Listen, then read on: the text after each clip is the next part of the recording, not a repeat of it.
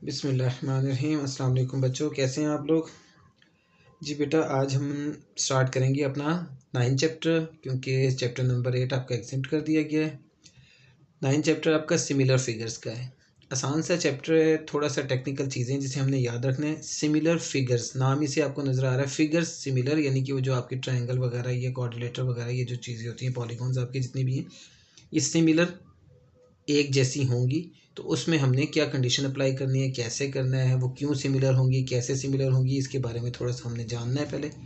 ये हमें पता चल जाएगा तो हमारे लिए क्वेश्चन करना बिल्कुल सिंपल हो जाएगा। ठीक है। इंट्रोडक्शन के अंदर खैर वो चीज़ें कुछ पढ़ने वाली जो आप देख लेंगे, कोई ख़ास नहीं है, MCQ के लिए आ सकती हैं। यहाँ से हम देखते हैं सिमिलैरिटी ऑफ पॉलीगॉन से। सिमिलैरिटी ऑफ पॉलीगॉन्स लिखा हुआ है। एक तो ये रिमेंबर जो लिखा हुआ है, इसको देखें। 3 और more than 3 sided close figures is called polygon.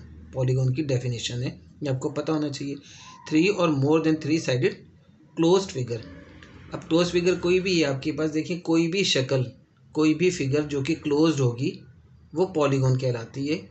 लेकिन साइड भी कंडीशन दे दी है, 3 साइडेड और मोर देन 3, यानी कि 3 साइडेड फिगर जो होती है वो आपकी ट्राइंगल होती है। 3 साइडेड से आगे 4 साइडेड क्वाड्रिलेटरल होती है। क्वाड्रिलेटरल के अंदर जैसे कि आपके पास स्क्वायर भी है, रेक्टेंगल भी है, पैरेललोग्राम भी है। इसके बाद आपके पास 4 साइडेड के बाद 5 साइडेड भी होती हैं, 6 साइडेड, 7 साइडेड, इनके अपने अपने नाम हैं। जैसे 4 साइडेड क्वाड्रिलेटरल है, फिर पेंटागन है, हेक्सागन है, हेप्टागन है, ऑक्टागन, सो इस तरह से है। वो मुझे भी अब पूरे नाम इस तरह से तरतीब के साथ नहीं बता रहा मैं आपको, सिर्फ एक वैसे ही आपको थोड़ा सा आइडिया दे रहा हूँ। ठीक है। तो वो सारी फिगर्स पॉलीगॉन्स होती हैं। तो पॉलीगॉन का मतलब ये है कि आप ट्राइंगल भी पॉलीगॉन है आपकी। आप ट्राइंगल के बारे में इधर पढ़ेंगे या क्वाड्रिलेटरल के बारे में, इन दो फिगर्स के बारे में हम यहाँ पढ़ेंगे। ठीक है। फिलहाल अब सिमिलर फिगर्स क्या होती हैं। Similar figures have same shape but not necessary of same size. अब सेम शेप क्या, यानी ट्राइंगल है तो दूसरी भी ट्राइंगल ही हो, क्वाड्रिलेटरल है तो क्वाड्रिलेटरल ही हो। ठीक है। सेम शेप से मतलब ये है, but not necessary of same size, लेकिन साइज का सेम होना ज़रूरी नहीं है, यानी उसकी लेंथ अलग अलग हो सकती है, लेंथ में फ़र्क हो सकता है। ठीक है। तो वो सिमिलर फिगर ही होंगी। Two polygons are similar if their corresponding angles are equal. अब क्यों सिमिलर होंगी, कैसे सिमिलर होंगी, कि उनके एंगल्स अगर सेम हो तो, बराबर हो तो। एंगल्स का बराबर होना शर्त है, यानी कि अगर एक ट्राइंगल है, उसका एक एंगल 30 डिग्री है तो उसके कॉरेस्पॉन्डिंग एंगल्स भी 30 डिग्री हो। एक 50 डिग्री है तो कॉरेस्पॉन्डिंग एंगल्स भी 50 डिग्री हो। और तीसरा फिर 100 होगा तो उसका भी तीसरा 100 ही होगा। वो तो अपने आप ही हो जाएगा। खैर, लेकिन मतलब ये है कि इनके एंगल्स का सेम होना, इक्वल होना ज़रूरी है। इनकी लेंथ का एक होना ज़रूरी नहीं है, लेकिन उनकी लेंथ के अंदर कंडीशन होगी and the corresponding sides are proportional, यानी कि ratios of the lengths of corresponding sides are equal. इसका मतलब जब हम क्वेश्चन करेंगे वहाँ मैं आपको अच्छी तरह समझा दूंगा। मतलब क्या होगा कि लेंथ्स क्या होंगी, कॉरेस्पॉन्डिंग साइड्स आर इक्वल, कि रेशियो जो होगी उनकी लेंथ की रेशियो वो बराबर होनी चाहिए। यानी दोनों ट्राइंगल्स की लेंथ की रेशियो, यानी एक ट्राइंगल ये है, दूसरी ट्राइंगल ये है, इसकी ये लेंथ और ये लेंथ, ये लेंथ और ये लेंथ, ये लेंथ और ये लेंथ, इन तीनों की जो रेशियोज हो वो सेम होनी चाहिए। यानी पहली ट्राइंगल और दूसरी ट्राइंगल की जो लेंथ है उसकी रेशियो, दूसरी साइड और दूसरी साइड की रेशियो, तीसरी साइड और तीसरी साइड की रेशियो, तीनों की रेशियो आपस में अगर बराबर आ जाती है तो फिर इसका मतलब ये है कि ये दोनों ट्राइंगल्स सिमिलर हैं, यानी सिमिलर फिगर्स हो जाती हैं ये। ठीक है। तो पहली कंडीशन तो ये है कि उनके एंगल्स इक्वल होने चाहिए, फिर उनकी लेंथ की रेशो जो है वो इक्वल हो। अगर इन दोनों में से कोई एक चीज़ हो रही है तो ट्रायंगल सिमिलर हो जाएंगी आपके पास। ठीक है। अब ये आगे वो आपको कंडीशन बता रहा है कि आइडेंटिफिकेशन, यानी कि हम आइडेंटिटी कैसे करेंगे सिमिलर फिगर्स की, सिमिलर ट्रायंगल्स की। If two angles in one triangle are congruent to two corresponding angles in another triangle. देखिए, अगर एक ट्रायंगल है उसके कोई से दो एंगल्स दूसरी ट्रायंगल के दो एंगल्स के कॉन्ग्रुएंट यानी बराबर है, ठीक है, आप बराबर ही रखें, तो क्या होगा, तीसरा angle in each triangle must be congruent. तो तीसरा एंगल खुद ब खुद सेम हो जाएगा। क्यों सेम हो जाएगा, देखिए आपको पता है sum of the angles of a triangle जो होता है वो 180 डिग्री के बराबर होता है। ठीक है। जब दो ट्रायंगल्स की कोई सी दो साइड्स इक्वल हो जाती हैं, एंगल्स इक्वल हो जाते हैं, मैं आपको बताता हूँ, तो तीसरा एंगल तो ऑटोमेटिकली इक्वल हो जाएगा। ठीक है। जैसे कि अगर आपके पास एक ट्रायंगल है, उसके एंगल है 30 और दूसरा है 70। ठीक है। सॉरी। तो आपको पता है कि sum of the angles of a triangle 180 degree होता है। तो तीसरा एंगल अगर मुझे नहीं मालूम है बिलफर्स, ये 100 प्लस एक्स होता है, तो x is equal to 180 minus 100 यानी कि 80 डिग्री आ जाएगा। ठीक है, तीसरा एंगल 80 डिग्री होगा। अब इसी तरह से अगर दूसरी ट्रायंगल है, उसका भी एंगल 30 और 70 है, तो वो 100 हो गया, तो तीसरा एंगल 80 के बराबर ही होगा ना। समझ रहे हैं बात को, कि आपके पास दोनों ट्रायंगल्स हैं, अगर उसके दो कोई से भी एंगल्स कॉन्ग्रुएंट हैं यानी बराबर हैं, तो तीसरा एंगल इसका जो होगा उसी का उसका भी वही होगा एंगल, क्योंकि तीनों का सम 180 के बराबर होता है, तीनों एंगल्स का सम। ठीक है, तो इस वजह से उसने ये बात लिखी है कि third angle in each triangle must be congruent. Must be congruent, congruent होना चाहिए, तो वो होगा ही कॉन्ग्रुएंट। ठीक है, since the angles are the same, जब एंगल सेम है तो ट्रायंगल्स आर सिमिलर, तो इसका मतलब है ट्रायंगल सिमिलर है। और सिमिलरिटी का सिंबल जो होता है वो ये होता है, ये मध्य सा पड़ा हुआ। ठीक है, उल्टा मध्य। ठीक है, ये इस तरह से, ये आपको अभी क्वेश्चन करूंगा, वहाँ पे आपको नजर आ जाएगा। In the corresponding side of the triangle ABC D E F, angle A is equal to angle D, angle B is equal to angle E, angle C is equal to angle F. जैसे ये दिया हुआ देखें, ए और D बराबर है, B और ई बराबर है, सी और एफ बराबर है। ये लाइंस जो है ना, देखें एक लाइन सिंगल लाइन ये इसको शो कर रही है, ये और ये कॉन्ग्रुएंट है, ये और ये कॉन्ग्रुएंट है, तो ये और ये भी कॉन्ग्रुएंट होगा। ठीक है, अगर ये और ये कॉन्ग्रुएंट है तो फिर ये और ये कॉन्ग्रुएंट होगा। ठीक है, तो अब देखें फिर क्या हुआ, hence triangle A B C similar triangle D F, ये आपका सिंबल नजर आ गया। ठीक है, ये मध्य सा पड़ा हुआ है, उल्टा मध्य या सीधा मध्य जैसे मर्जी यानी आप। ठीक है, ये है। अब पहली कंडीशन तो ये थी कि तीनों एंगल्स की अपने तीनों एंगल्स बराबर हैं, तो दोनों ट्रायंगल्स फिगर यानी कि दोनों ट्रायंगल्स आपस में सिमिलर हैं। दूसरी कंडीशन ये थी जो मैंने आपको पीछे भी बताई थी शुरू में, if the ratio of two corresponding sides and their included angles are equal then the triangles are similar. अगर ratio of two corresponding sides, अगर कोई सी दो साइड्स की रेशियो और उनके दरमियान का एंगल बराबर है तो भी ट्रायंगल सिमिलर होंगी। जैसे ये दो ट्रायंगल्स दी हुई है, अब आपको नज़र आ रहा है ये दो रेशो क्या होगी, ये 3, ये ए बी साइड और ये ई एफ साइड, ये दोनों की ratio A B over E F, A B over E F. इसी तरह से ए सी ओवर ई जी, ए सी ओवर ई जी ये। ठीक है, इसकी रेशो ये बनती है ए बी क्या है 4.5 ओवर 3, जिसका आंसर टोटल कैलकुलेट होने के बाद ये आ जाता है। ठीक है, इसी तरह से ए सी ओवर ई जी, ये 6 ओवर 4, ये कैलकुलेट होने के बाद 3 ओवर 2 आ जाता है। देखें दोनों की रेशो सेम है, और इनके दरमियान का एंगल आप क्या लें कि कोई एक एंगल आप जैसे एंगल ए इन दोनों के दरमियान का, ठीक है, और इसका एंगल बी, ये दोनों आपस में बराबर हैं जो उसने ऊपर मेंशन किया हुआ है। ए बी सी में angle B equal to angle E F G यानी कि F E G, so E F G, E F G, E F G angle F और एंगल बी ये वाले दिए हुए से। ठीक है, एंगल बी और एंगल एफ ये दोनों आपस में बराबर हैं और ये दोनों की रेशो भी बराबर है, तो इसका मतलब है ये ट्रायंगल दोनों सिमिलर हैं। ठीक है, यानी कि दो साइड्स की रेशो और उनके दरमियान का एंगल अगर बराबर है तो वो भी ट्रायंगल सिमिलर होंगी। ये दूसरी कंडीशन हमारे पास आ जाती है। पहली कंडीशन में तीनों एंगल्स बराबर थे तो वो ट्रायंगल सिमिलर हो गई। दूसरी कंडीशन में दो साइड्स की रेशो और उनके दरमियान का एंगल, तीसरा एंगल यानी कि वो आपस में बराबर है तो वो भी ट्रायंगल सिमिलर हो गई। और तीसरी कंडीशन हमारे पास आ जाएगी कि अगर तीनों साइड्स की रेशो यानी ये साइड ये साइड ये साइड और ये और ये, अगर ये तीनों साइड्स की रेशो आपस में बराबर हो जाएंगी तो भी ट्रायंगल सिमिलर होगी। ये हमारे पास तीसरी कंडीशन है। If the ratio of all the corresponding sides are equal then the triangles are similar. ठीक है जी, अब ये देखेंगे रेशो आपको दी हुई है यहाँ पे, ये आपको नज़र आ रहा है, ये फिगर बनी हुई। ठीक है, एक ये फिगर एक ये फिगर। अब देखें दोनों के साइज़ में कितना फ़र्क है, आपको साइड्स की लेंथ से भी पता चल जाएगा। ये P Q over x Z कर लेंगे या जी एक्स, जो मर्जी आप कह लें, पी क्यू ओवर एक्स जी। इसी तरह से क्यू आर, ये क्यू आर ओवर वाई जी। ठीक है, ये क्यू आर देखें ये आपकी लेंथ ये और ये दोनों सिमिलर हैं। Q R over Y G is equal to P R over X Y, P R over X Y. अब ये इनकी वैल्यूज़ हमने लिखी जो आपको दी हुई है यहाँ पे, ठीक है ना, दोनों के अंदर वो हमने लिख दी।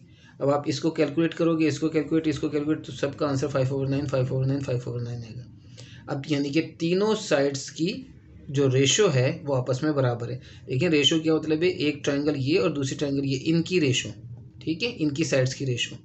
फिर इसकी और इसकी साइड्स की रेशो, फिर इसकी और इसकी साइड की रेशो, ये रेशो इनकी आपस में बराबर है। अब रेशो से मुराद ये नहीं कि आप इन दोनों की कह दो, दो अलग अलग ट्रायंगल्स की जो साइड्स हैं उनकी सिमिलर साइड्स हैं उनकी रेशो, ठीक है, वो आपस में बराबर हैं तो ट्रायंगल्स आपकी सिमिलर हैं। ये आपकी तीसरी कंडीशन आ गई। पहली और तीसरी कंडीशन बिल्कुल आसानी से हो जाती है कि आप देखें पहली कंडीशन में तीनों एंगल्स इक्वल होने चाहिए दोनों ट्रायंगल्स के, तो ट्रायंगल सिमिलर है। दूसरी में दोनों साइड ट्रायंगल्स की साइड्स की रेशो आपस में इक्वल हैं तो वो भी ट्रायंगल सिमिलर है। बस तीसरी में आपने थोड़ा सा ख्याल रखना है कि उसमें दो साइड्स की रेशो दी हुई और तीसरा एंगल दिया हुआ है, अगर ये दोनों आपस में बराबर हैं तो भी ट्रायंगल सिमिलर होंगी। हमने इन रूल्स को फॉलो करना है, इनको हमने याद रखना है, इसकी मदद से हम अपनी क्वेश्चन एक्सरसाइज के 9.1 के आराम से कर सकते हैं, ठीक है जी। अच्छा जी, ये आपकी एक्सरसाइज 9.1 स्टार्ट हो जाती है। पहला क्वेश्चन है find whether the solids are similar all lengths are in centimetre. ये इसकी लेंथ्स दी हुई है, ठीक है, ये सेंटीमीटर में लेंथ है। वो कहता है कि बताएं कि ये ट्रायंगल सिमिलर है कि नहीं। अब हम इसकी रेशो निकालेंगे ट्रायंगल्स की साइड्स की, क्योंकि तीनों साइड्स दी हुई हैं हमें, यहाँ भी तीनों साइड्स दी हुई हैं, इनकी तीनों साइड्स की रेशो हम निकालेंगे, उससे हमें पता चल जाएगा कि ये सॉलिड्स सिमिलर हैं या नहीं, ठीक है। If the ratio of all corresponding sides are equal then the solids are similar. ये बात मैंने पहले लिख दी, ठीक है। यूनिट नंबर 9 एक्सरसाइज नंबर आपकी 9.1 है, ठीक है।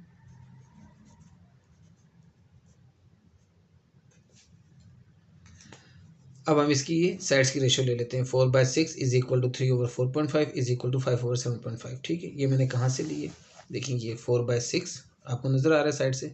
अब इसमें ट्रायंगल की बात नहीं, ये आपको सॉलिड दिया हुआ है, ट्रायंगल की शक्ल, ये जो भी शक्ल है आपके पास आपने उसको देखना है। 4/6 is equal to 3/4.5 is equal to 5/7.5। ये तीनों को हमने इक्वल रखा और इक्वल रख के अभी बज़ाहिर हमें जो नज़र आ रहा है हम कहेंगे यार ये तो सिमिलर नहीं आ रही है, लेकिन अभी हम इसे जब कैलकुलेट करेंगे तो सिमिलर हो जाएगी। देखिए 4/6 तो सीधा सीधा सा 2 2 ज़र 4 2 3 ज़र 6, ये 2/3 आ गया। ये 3/4.5 जो है इसको कैलकुलेट आपने कैसे करना है बेटा, आसान सा काम है। देखें 4.5 का जब हम डेसिमल ख़त्म करते हैं तो 45/10 आता है, वो 10 नीचे आता है, ये 10 यहाँ से ऊपर आ जाएगा इसके पास। आपको पता है डिवाइड में जब आया हुआ नीचे तो ऊपर से आता है, क्योंकि ये कंडीशन असल में ये है 3 डिवाइडेड बाय 4.5, ठीक है। 3/4.5 का ये मतलब होता है।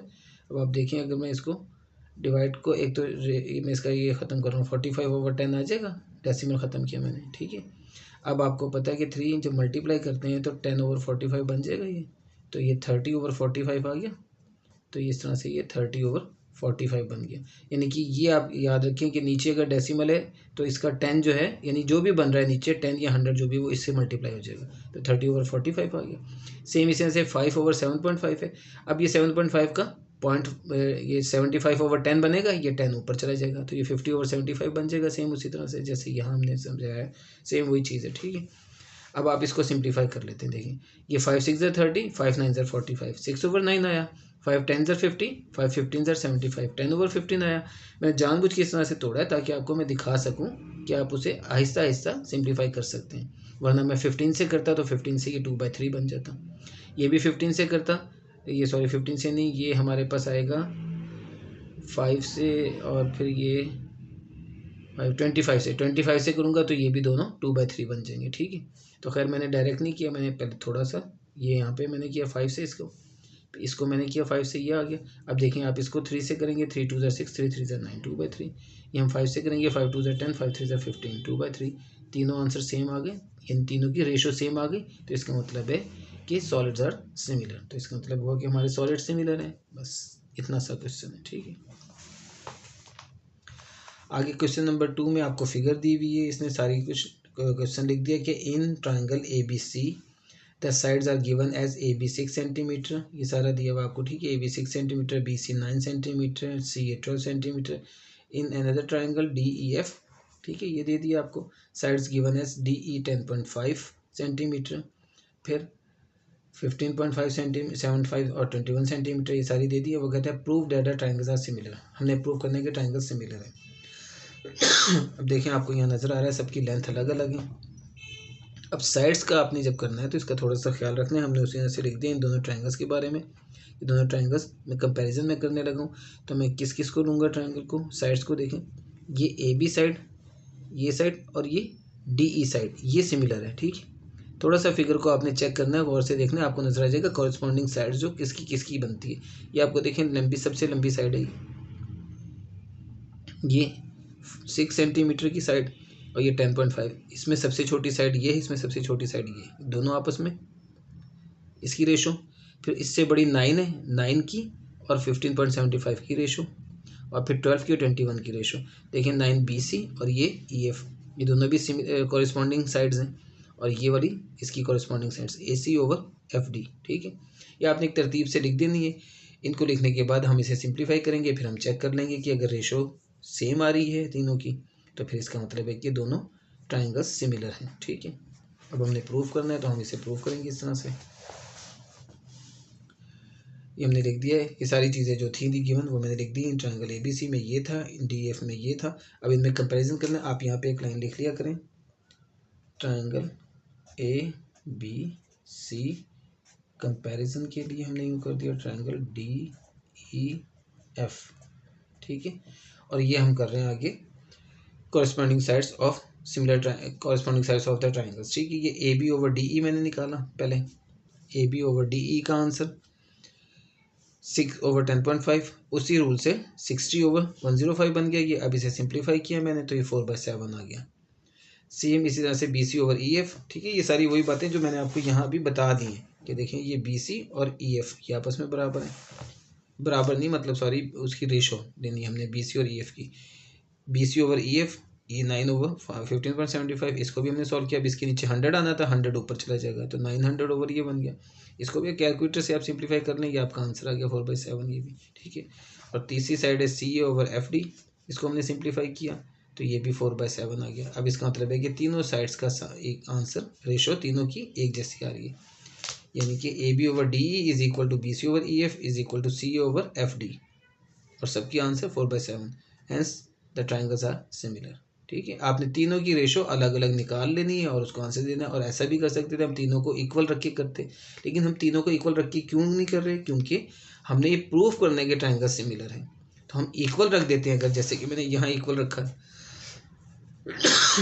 तो ये तो मतलब ये कि ट्राइंगल सिमिलर है तो मैं इक्वल रख रहा हूँ। ठीक है ना, जबकि यहाँ पे ट्राइंगल मैंने प्रूफ करनी है, इस सेंस में मैं इसको अलग अलग रख के सॉल्व कर रहा हूँ। अदरवाइज ऐसा कोई मसला नहीं है, आप इक्वल रख के भी कर सकते हैं। जब आंसर इक्वल आ जाएगा तो हम कह देंगे सिमिलर है, अगर इक्वल नहीं आएगा तो हम कहेंगे सिमिलर नहीं है। ठीक है, तो इससे कोई मसला नहीं है, आप जैसे मर्जी करें।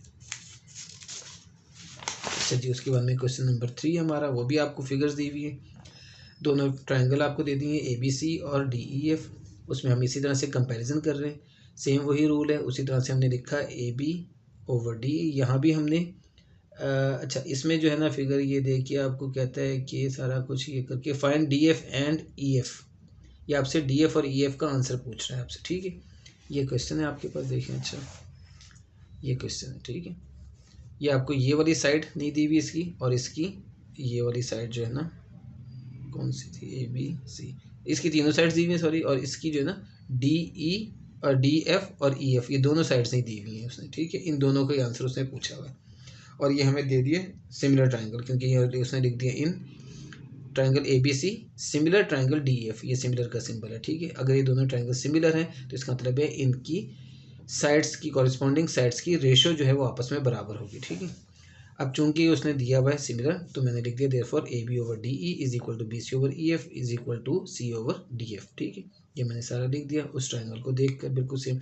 लेकिन वही वाली साइड्स जैसे आपको मैंने बताया, ये साइड ये परपेंडिकुलर वाली साइड। ठीक है ना, ये बेस वाली साइड, ये BC और EF ये बराबर है BC और EF, और ये हाइपोटेनस आपका AC और DF। ठीक है, ये इसकी साइड्स की रेशो है, तो बड़े आराम से आप इसको कंपेरिजन कर सकते हैं।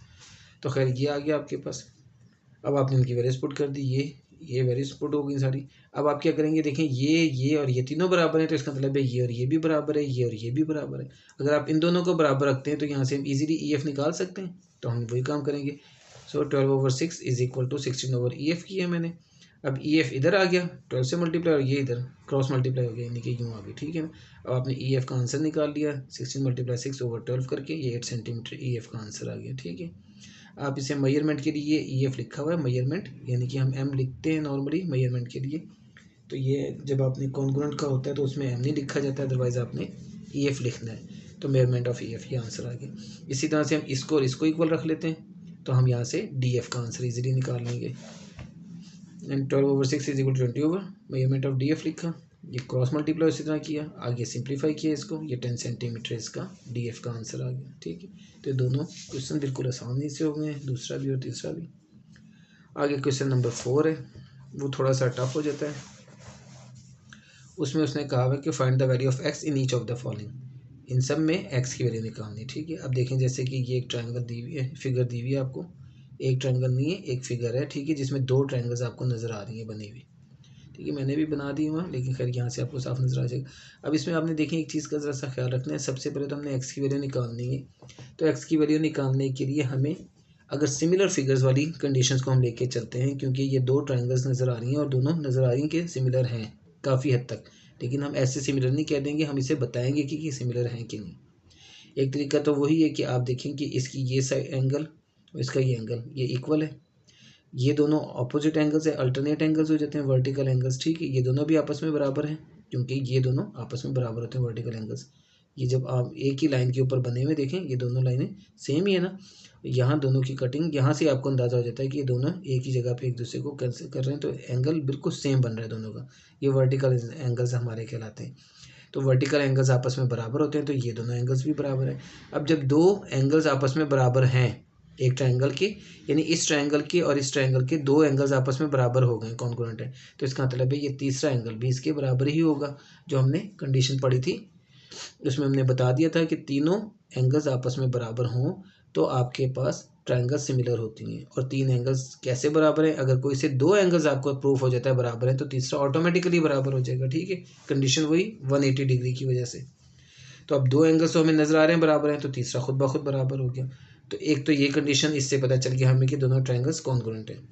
दूसरी एक और कंडीशन है कि अगर दो ट्रायंगल्स आपको ऐसे एक ही फिगर में बनी हुई हों और उसमें नज़र आ रहा हो कि कोई सी दो लाइंस जो हैं वो पैरेलल हैं, तो वहाँ भी आप ये कंडीशन दे सकते हैं कि दोनों ट्रायंगल्स सिमिलर होंगी। लेकिन जैसे कि ए बी लाइन और सी डी लाइन, ये दोनों आपस में पैरेलल हैं। जब दो लाइंस पैरेलल हैं तो इसका, और एक ही फिगर बनी हुई है, ठीक है, ये अलग फिगर नहीं, ये सेम एक ही फिगर के अंदर जब दो लाइंस पैरेलल होंगी तो वो भी आपको प्रूव कर देगा कि दोनों ट्रायंगल्स सिमिलर हैं। जब दोनों लाइंस पैरेलल होंगी तो आपकी ट्रायंगल सिमिलर ही बननी है, क्योंकि पैरेलल का मतलब ही ये है कि आपके पास एक 90 डिग्री का एंगल बना देगी और दूसरा वर्टिकल एंगल्स बन जाएगा आपके पास। इस कंडीशन पे है, मतलब अगर ना भी हो तो कोई बात नहीं, अगर पैरेलल होना ज़रूरी है कि पैरेलल है तो वो ऑटोमेटिकली ही दोनों ट्रायंगल सिमिलर हो जाती हैं। तो हम इसमें मैंने दोनों बातें लिख दी हैं। देखिए पहले तो ये था कि आपके पास दो ट्रायंगल, मैंने कंपैरिजन में लिख दिया ये। अब मैंने यहाँ बता दिया angle A angle C is equal to 90 degree, ये और ये। उसके बाद में मैंने कह दिया एंगल ए ई बी और एंगल सी ई डी, ये दोनों बराबर हैं क्योंकि वर्टिकल एंगल्स हैं। ठीक है, आप समझ रहे हैं ना बात को।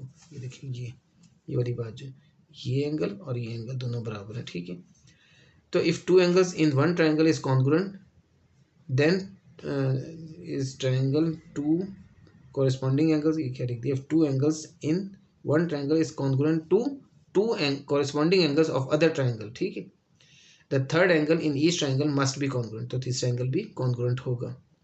तो इसका मतलब ये होगा कि दोनों ट्रायंगल्स फिर सिमिलर हैं। या आपने ये लिख देना since A B is parallel to C D so A E B triangle A B similar to triangle C D, यानी सिर्फ ये लाइन लिख दें आप या ये पूरा लिखें। तो ये पूरा लिखने के बजाय आप सिर्फ इतना सा कर लें, लेकिन आपको पता होना चाहिए। ठीक है, इस सेंस में मैंने वो लिखा सारा। आप सिर्फ इतना लिख दें since A B is parallel to C D so triangle A E B similar to triangle C E D. ठीक है, so the ratio of corresponding sides are अब अगर ट्रायंगल सिमिलर हैं तो उनकी रेशियोज होंगी वो इस तरह से बन जाएंगी कॉरेस्पॉन्डिंग साइड्स की। ठीक है, ये हम इक्वल रख सकते हैं, वो मैंने इक्वल रख दी। यहाँ से इक्वल रख के मैं एक्स की वैल्यू निकाल लूँगा, क्योंकि मैंने सारों को इक्वल नहीं रख रहा। अब देखें इसमें मेरे पास एक्स यहाँ पर है और ये एक वाली फिगर है। ठीक है ना, एक्स और 7.5 ये दिया हुआ, तीसरी ये साइड आपको नहीं दी हुई, यहाँ भी तीसरी साइड नहीं दी हुई, ये दो साइड दी हुई।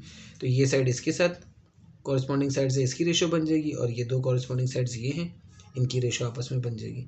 तो जब हम इनकी रेशो आपस में इक्वल रख लेंगे तो हम आराम से एक्स का आंसर निकाल सकते हैं। हमें तीसरी साइड की ज़रूरत नहीं है, बस हमें प्रूफ हो गया कि तीसरी साइड भी बराबर ही है, लेकिन ना वो दी हुई है हमें, ना हमें उसकी ज़रूरत है। यानी बी ई की कोई वैल्यू नहीं है मेरे पास, डी ई की कोई वैल्यू नहीं है मेरे पास, तो मैं क्या लिखूँगा, मैं कुछ भी नहीं इसकी जगह लिख सकता। तो मुझे इसलिए लिखने की कोई ज़रूरत ही नहीं है, मैं सिर्फ और सिर्फ A B over C D, इसी तरह से ए ई ओवर सी ई, ये इक्वल रखूँगा और यहाँ से मैं एक्स की वैल्यू कैलकुलेट कर लूँगा, ठीक है, क्योंकि मुझे एक्स की वैल्यू ही निकालनी है। उसने क्वेश्चन में कहा था आपको find the value of x, ठीक है। ये हमने इस तरह से लिख देना है। So the ratio of corresponding sides are A B over C D, A over C, A B X लिखा, सी डी 1.2, इसी तरह से ए ई और सी ई की वैल्यू लिखी। अब हम इसे सॉल्व कर लेते हैं। 1.2 इधर आया तो मल्टीप्लाई से हो गया। अब आप इसे सॉल्व कर लें, x is equal to 3 centimetre आपका आंसर आ जाता है, ठीक है। सेम इस तरह से आपका सेकंड पार्ट, इसमें भी सारी डिटेल मैंने लिख दी है। ये आप देख लें, ट्रायंगल्स वो उसकी ट्रायंगल्स की एंगल्स बराबर आपस में हो जाते हैं, तो ये भी सिमिलर हो जाती हैं ट्रायंगल्स। या फिर आप देखें कि ये ई एफ लाइन इसकी, ये ट्रायंगल है, ठीक है, ये एक ट्रायंगल, इस ट्रायंगल में यानी बी ई एफ में ई एफ और ये बी सी डी दूसरी ट्रायंगल, इन दोनों में यहाँ पे सी डी और ई एफ ये आपस में पैरेलल लाइंस हैं। Since E F is parallel to C D, so triangle B C D similar to triangle B E F, ठीक है, ये हमने लिखा। आगे से ratio of corresponding sides are. अब यहाँ पे आप देखें कि आपको यहाँ एक्स है तो x ओवर 3 आ जाएगा और 6 ओवर 8 आ जाएगा, आपका आंसर निकल आएगा। x ओवर 3 x, अब हाँ सॉरी, इसमें थोड़ा सा ख्याल रखना है, ये थोड़ा सा क्वेश्चन के अंदर एक चीज़ आ जाती है, इसका हमने ख्याल रखना है। देखिए पहले हम ट्रायंगल, ये है हमारे पास बी ई एफ, दूसरी है बी सी डी। अब बी सी डी जो है इसमें आपको देखें बी से लेके यहाँ तक का डिस्टेंस जो है ना बी ई, ये आपको दिया हुआ है 6 सेंटीमीटर और यहाँ लिखा हुआ है x सेंटीमीटर, तो इसका मतलब है बी सी पूरा जो होगा वो 6 + x हो जाएगा। इसी तरह से जैसे बी डी जो पूरा है वो 8 + 3 हो जाएगा, ठीक है, ये हमने थोड़ा सा ख्याल रखना है। बी एफ 8 है और बी डी जो है वो B E F plus F D बनता है ना, तो 8 + 3 11। तो कंपैरिजन करते वक्त हमें ज़रा सा इस चीज़ का ख्याल रखना है। पहले तो हमने लिख दिया B C over B E, यानी यहाँ पे ये वाली side B C over B E और इसी तरह से B D over B F, ठीक है, कॉरस्पॉन्डिंग साइड्स ये बन गई इनकी।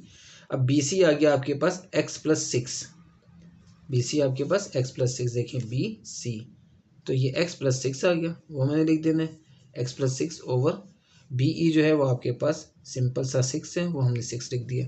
इसी तरह से बी डी जो है वो आपके पास 8 + 3 आ जाएगा और बी एफ आपके पास 8 है, तो x + 6 ओवर 6 था, ये 6 इधर चला गया, ये 11 हो गया, 11 ओवर 8 × 6 बन गया।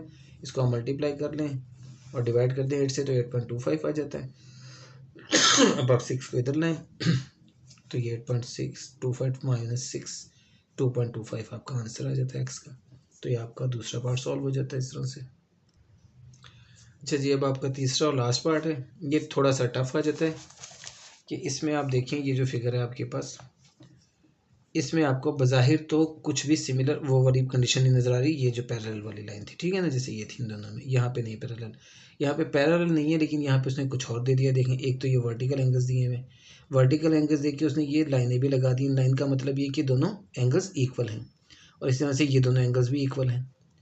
जब ये भी एंगल इक्वल, ये भी एंगल इक्वल, तो इट्स मीन ये और ये एंगल भी इक्वल ही होंगे, ठीक है, सिंपल सी बात है जो आपको बता दिया कि जब दो एंगल्स एक ट्रायंगल के कॉन्ग्रुएंट हैं, इक्वल हैं, तो तीसरा एंगल ऑटोमेटिकली ही उसके इक्वल हो जाता है, ठीक है। तो हम इसी रूल को लेके चलेंगे। हमने दोनों ट्रायंगल्स की कंपैरिजन बना ली कि triangle C D is equal to F E G, angle C is equal to angle F, angle D is equal to angle G. पहले में मैंने पूरा एंगल सी ई डी लिखा है, क्योंकि ई जो है इसका भी और इसका भी है, तो सी ई डी यानी ये वाला एंगल और इसका एफ ई जी यानी ये वाला एंगल, ठीक है, तो इसलिए उसमें पूरा लिखा जाएगा। बाकी में आप एंगल सी एंगल एफ के बराबर और एंगल डी एंगल जी के बराबर कह देंगे, ठीक है। Hence triangle C E D similar to triangle F E G. अब रेशियो ऑफ कॉरस्पॉन्डिंग साइड्स हम निकाल लेते हैं। अब रेशियो ऑफ कॉरस्पॉन्डिंग साइड्स करते हैं थोड़ा सा ख्याल फिर रखेंगे हम। C D over F G मैंने लिखा है, सी डी ये है और एफ जी ये आपको ध्यान से रखना है, ठीक है। ये उसके अंदर ये दोनों लाइंस जो हैं ये वाली, ठीक है ना। अगर हम देखें तो अब यहाँ पे अगर हम देखें तो D E over F E बनता हुआ नज़र आ रहा है आपको, डी ओवर एफ ई, लेकिन ऐसा नहीं है। डी ई ओवर ई जी आपका जो ना, ये दो लाइंस हैं आपकी, डी ई ओवर जी ई, ठीक है। इन दोनों में आपने रेशो बनानी, ये दोनों लाइन सिमिलर हैं, तो ये आ जाएगा डी ई ओवर जी ई, एक्स ओवर 2.1, 2.5 ओवर 2.4। अब एक्स इज इक्वल टू, आपने इसको सॉल्व कर दिया और ये 2.19 आपका सेंटीमीटर में आंसर आ जाता है, ठीक है। तो अच्छा आंसर आपका आ गया इसमें, लेकिन एक छोटी सी बात जो आपने याद रखनी, देखें आपके लिए सबसे बड़ी कन्फ्यूजन यही है कि मैंने इसको और इसकी रेशो बनती इक्वल, ठीक है ना, इन दोनों की रेशो बनाई थी कि ये कॉरस्पॉन्डिंग साइड्स ये वाली रखेंगे। तो इसको आप थोड़ा सा तसल्ली से आप देखें, थोड़ा सा गौर करके, तो आपको नजर आ जाएगा ये तो सीधा सीधा x/2.1 यानी कि CD/FG तो आपको कोई प्रॉब्लम नहीं दे रहा, लेकिन DE/GE जो है ये आपको प्रॉब्लम दे रहा है कि आप कहते हैं DE/ आपके जहन में आता है EF ही करना, ठीक है। लेकिन ज़रा सा आप गौर करें, देखें बेटा ये जो है ये ट्रायंगल बनी हुई, ठीक है, और ये वाली ट्रायंगल बनी हुई है, इसमें आपको नजर आ रहा है ये दोनों एंगल्स और ये दोनों एंगल्स बराबर हैं, ठीक है।